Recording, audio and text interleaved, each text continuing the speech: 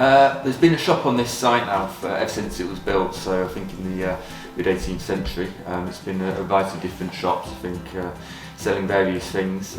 It's been a pub for I think about 20 odd years now. Prior to that it was a restaurant, I believe, called Elliot's. And then it was bought and turned into the pub that we see today.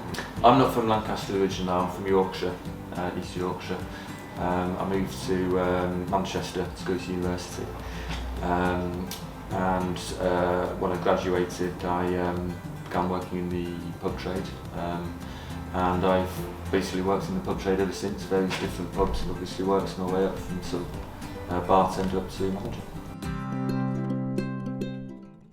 Well, I always enjoyed going to pubs, obviously, when I was a student and so on, and I think certainly in Manchester there's a whole different variety of different pubs. You know, you've got sort of community, sort of traditional local pubs, and you've got bars and nightclubs and some various drinks and, you know, cask ales, craft beers, but sort of cocktails, various spirits, gins, rums and so on. So it's a really, really, really diverse industry to work in. It's a really good community.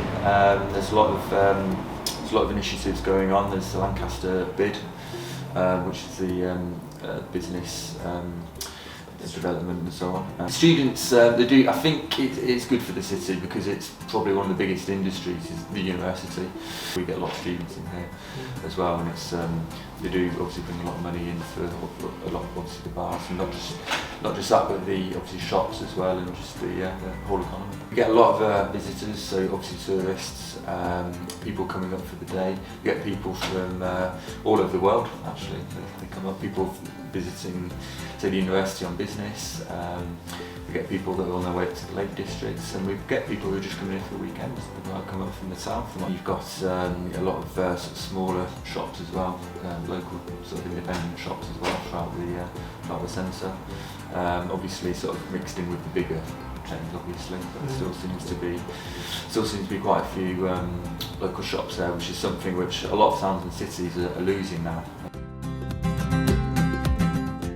Jailor was a furniture maker, but he imported a lot of his wood from the West Indies, from the Caribbean, and so on. But he did actually have quite a big link to the slave trade. It's felt that having a pub named after you is obviously, it's a bit of an honour. It's maybe not the sort of thing nowadays you should be promoting. There's still all the history of Jailor will still be available in all the sort of museums and so on. But you know, decided it's probably time to move on. We're making the decision not just for how we are now, but we're thinking 3 years' time, 5 years' time, 10 years' time. You know, having a pub named after someone who had those sort of links to the slave trade is gradually become less and less acceptable. Of evolution, you know, it's people evolve, societies evolve, and so on. It's a gradually ongoing process. In terms of improvements, I think obviously things like car parking, I know, can be a bit of an issue. Obviously schemes like park and ride always do very well, so obviously that's something to focus on. Obviously in terms of big events, I mean the biggest event is the music festival, which usually takes place in October. If you look through previous years, the effect it's had bringing people in, it's bringing tens of thousands of people in. Busiest weekend of the year.